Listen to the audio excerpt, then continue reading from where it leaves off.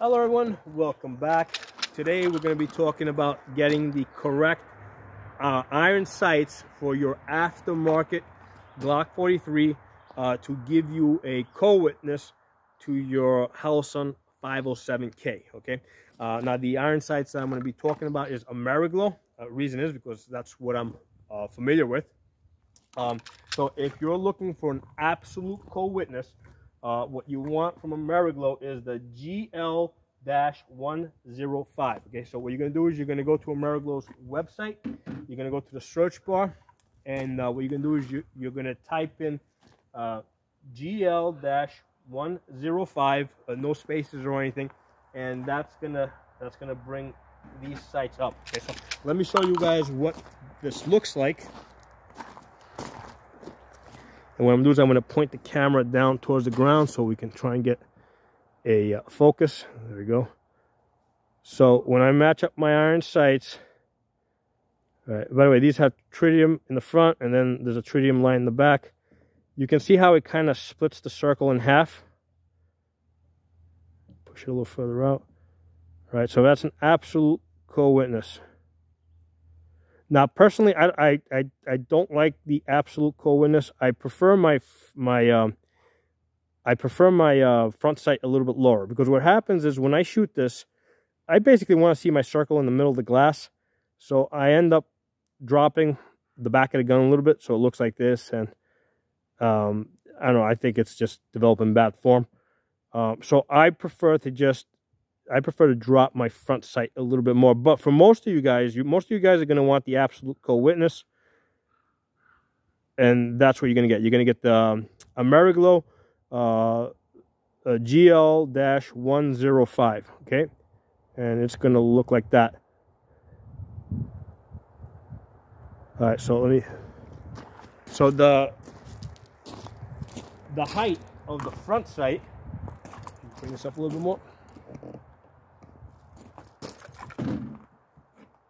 Okay, so the Ameriglo GL-105, okay, that's for an absolute co-witness. The height of the front sight is a .200. The height of the rear sight is a .295, okay? So front .200, rear .295. Now, the standard ones, right, if you get the standard plastic ones, the front is .165. The rear is a .248. If you get the night sights, okay, the standard night sights, which you can kind of get away with, but I don't like it. I'll show you what that looks like. On that one, the front is a .180. The rear is a .256. Okay, let me show you what that looks like.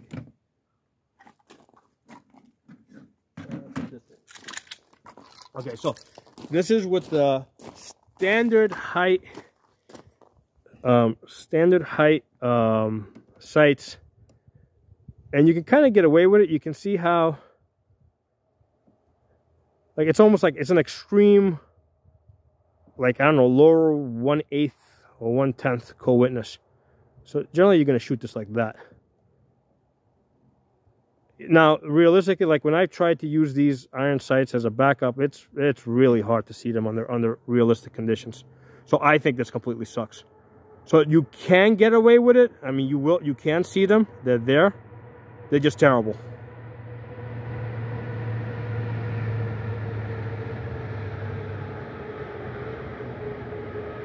Now the plastic ones are going to be even lower. So I think that's way worse. Okay, now, as I said earlier, going back to the GL-105s, which is what I have here, I was telling you guys how I don't love how it splits my circle, right? When I match up my sights, it kind of splits my circle. I end up having to mostly shoot it like that. So what I like to do is I like to get my front sight a little bit lower. All right, and then everything matches up a little bit better for me, for my preference. So that's what I have on this guy here. All right, let me show you what this looks like, and I'll tell you how I got here. Point it back down. All right, there you go. So you can see that when I match up my iron sights, you can see how my circle is well above my iron sights. So I can shoot this in a good form, like, you know, like I don't have to drop the back a little bit so I can see the circle better. So that's how I like it. So let me tell you guys how I got here. Bring you back up. So to get to that, what I did is I did a bit of mixing and matching here. I used the rear sight from the GL-105. So the rear sight, so basically it's down here. So the rear sight from the GL, in the search bar, you would type in GL-105R for rear, okay? And basically drop that into your shopping cart. All right, so that's GL-105 for rear, okay? And then in the front, I want this one. Instead of getting this one over here that gives me the absolute CoWitness, right? That's the .200. Instead of that front sight, I want this front sight.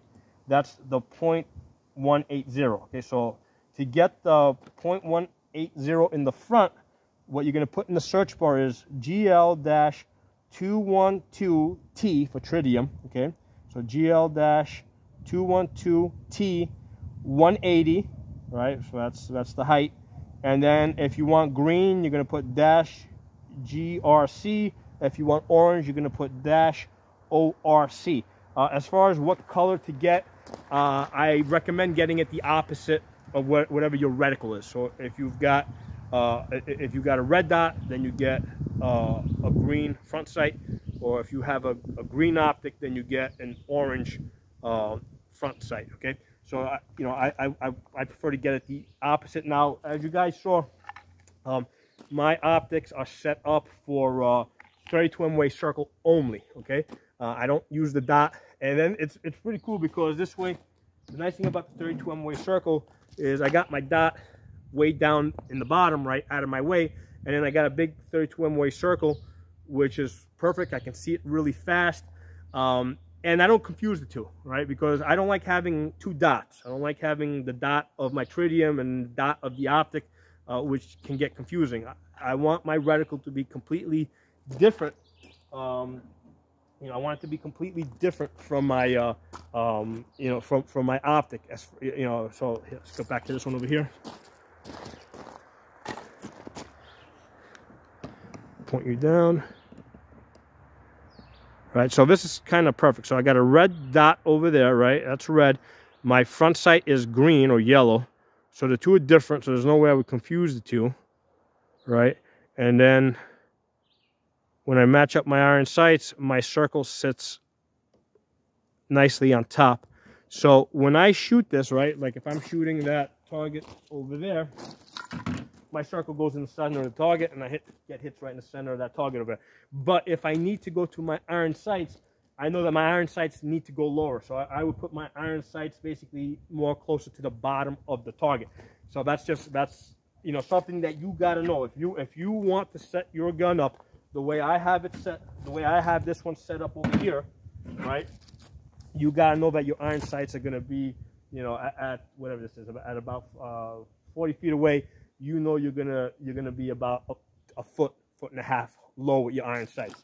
Okay, but again, I use these guns with optics. The rear sight, the back, the iron sights are purely backup sights.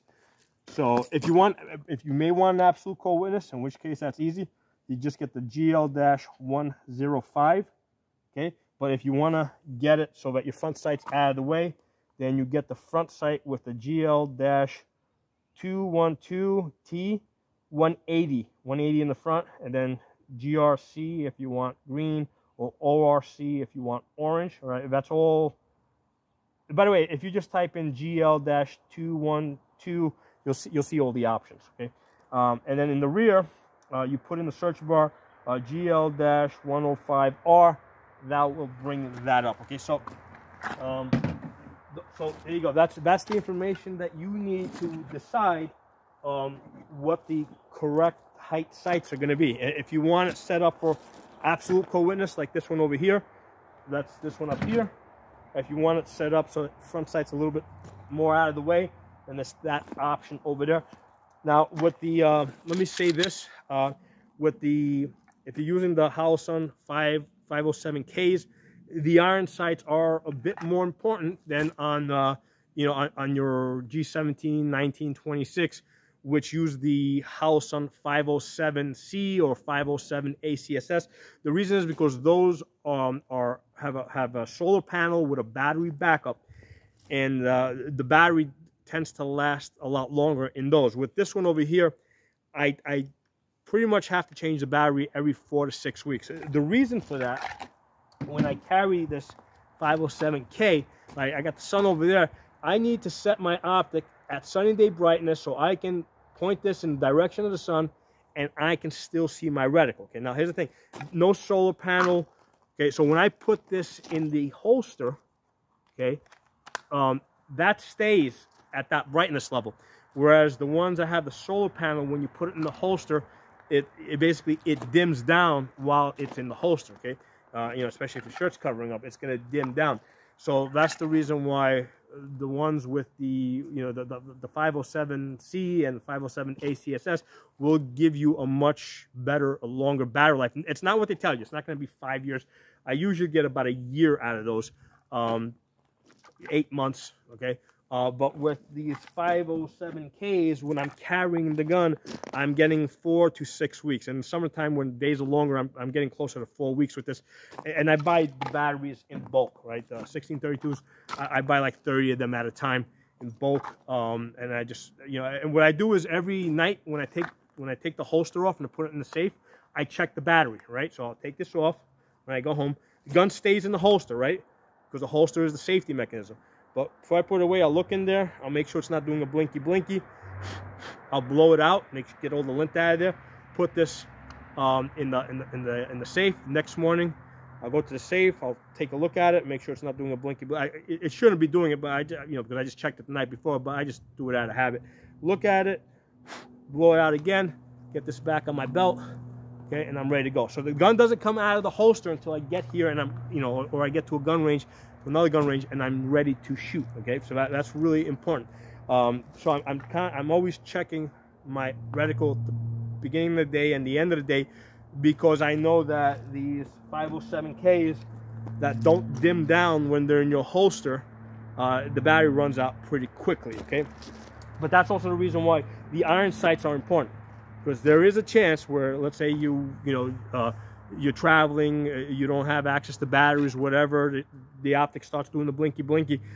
There is a chance, because you only get 4 to 6 weeks of battery life, that you may have to use your iron sights with this. Okay, whereas if with the G26, when I was carrying that, that had the Holosun 507 ACSS, solar panel, battery backup. If I had it in solar mode, I did not expect that battery would run out, whereas with this, there's a chance that it may run out within, on any day. Now, like I said, I have a whole stash of batteries and I check it all the time, but if I'm traveling or whatever, don't have access to batteries, I may have to use the iron sights. So that's why these G43s, you gotta pay a little bit more attention to your iron sights and make sure that they're usable, okay? Because this is the one gun where I've actually had to use the iron sights.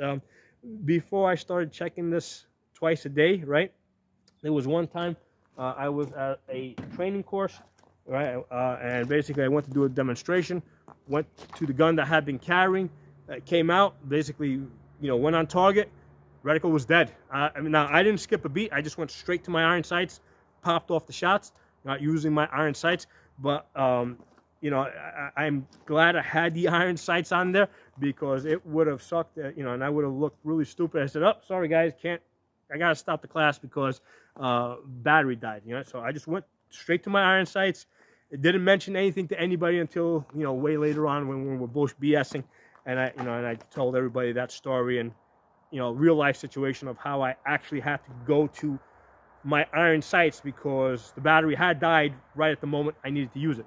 Okay, and that's only going to really happen with your 507Ks. On your rifles, it's not. First of all my other rifles are solar powered with battery backup, right? So I always got that. But also with the rifles, you don't use them as much in terms of they're not always in motion. Most of the time, your rifles are going to be sitting in your safe, right? Until you pull it out. You know, you're not carrying the rifle around every day like you carry gun, okay? So anyway, a couple of things for you guys to think about. Drop some comments below.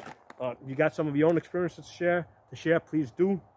And make sure you're following me on Odyssey, which is an uncensored platform, right? Over there, I wouldn't have to say things like aftermarket Glock 43, right? I could call it what it actually was. But for YouTube, I have to call this an aftermarket Glock 43. So follow me on Odyssey. My channel name over there is Pocono Tactical. And Odyssey, because it's kind of weird the way it's spelled, it's ODYSEE.com. Okay? And again, I'm Pocono Tactical over there. So thanks for watching. I'll talk to you all soon.